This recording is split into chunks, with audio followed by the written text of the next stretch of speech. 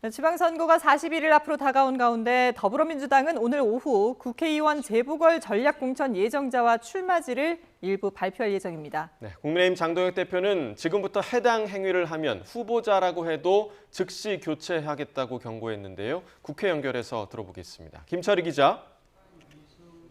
네, 국회입니다. 자, 먼저 민주당 상황부터 살펴보겠습니다. 광역단체장들이 모였다고요?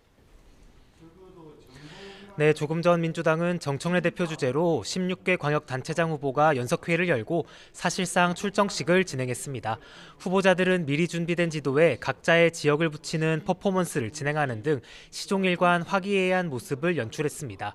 일찌감치 광역단체장 공천을 끝낸 만큼 여유로운 모습인데 오전에는 12호 공약까지 연이어 발표했습니다.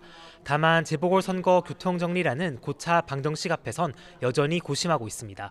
오전에 전략공관위가 열렸는데 YTN 취재 결과 인천 지역의 공천을 다룬 것으로 파악됐습니다. 이재명 대통령의 지역구 개항을과 박찬대 인천시장 후보의 지역구 연수갑의 전략공천 결과를 발표할 가능성이 큰데요. 송영일 전 대표와 김남준 전 청와대 대변인의 행선지가 정해질 수 있습니다. 다만 황희 전략공관위원장은 기자들에게 오후 비공개 최고위 의결을 거친 뒤 최종 발표하겠다고만 밝혔습니다. 이광재 전 강원지사와 김용남 전 의원 등도 수도권 재보선에 투입될 것으로 보이는데 최대 쟁점 김용전 민주연구원 부원장 공천 문제는 여전한 과제입니다. 김 전 부원장은 오늘 아침 라디오에서 당내에서 자신의 출마를 반대하는 건 조승래 사무총장과 김영진 의원 둘뿐이지만 공개 찬성한 의원은 23명에 달한다고 강조했습니다. 지도부 관계자는 YTN에 결국 불출마의 명분을 어떻게 만드느냐, 어떻게 포장하느냐에 정청래 대표 정치력이 드러날 거라고 관측하기도 했습니다.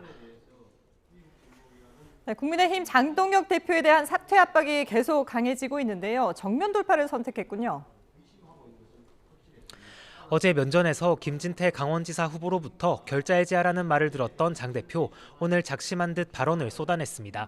지금은 민주당과 싸워야 할 시간 아니냐며 기강이 무너진 군대로는 전투에서 절대 이길 수 없다고 강조했습니다.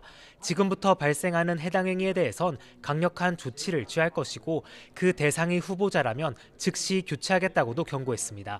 지도부는 원론적 이야기란 입장이지만 한동훈 전 대표가 출마를 선언한 부산 북구갑 지역 무공천 이야기를 더는 언급하지 말란 경고란 해석도 있습니다. 이런 가운데 국민의힘 공관위는 오후 4시 회의를 열고 평택을 지역에 대한 단수 공천 등도 발표할 예정입니다. 내부 문제로 시끄럽지만 외부의 적과 싸우며 전열을 정비하는 모습도 엿보입니다. 오전 10시부터는 단독으로 국방위와 외통위를 열고 정동영 통일부 장관의 북한 핵시설 관련 발언 총공세를 이어갔습니다. 민주당은 물론 정 장관과 안규백 국방부 장관은 출석하지 않았는데 야당에선 중요한 사안이니 일정에 협조하라고도 촉구했습니다. 이외에도 국조특위 소속 의원들은 쌍방울 대북 송금 사건 등에 대한 진상을 따져 묻겠다며 국정원을 항의 방문했습니다.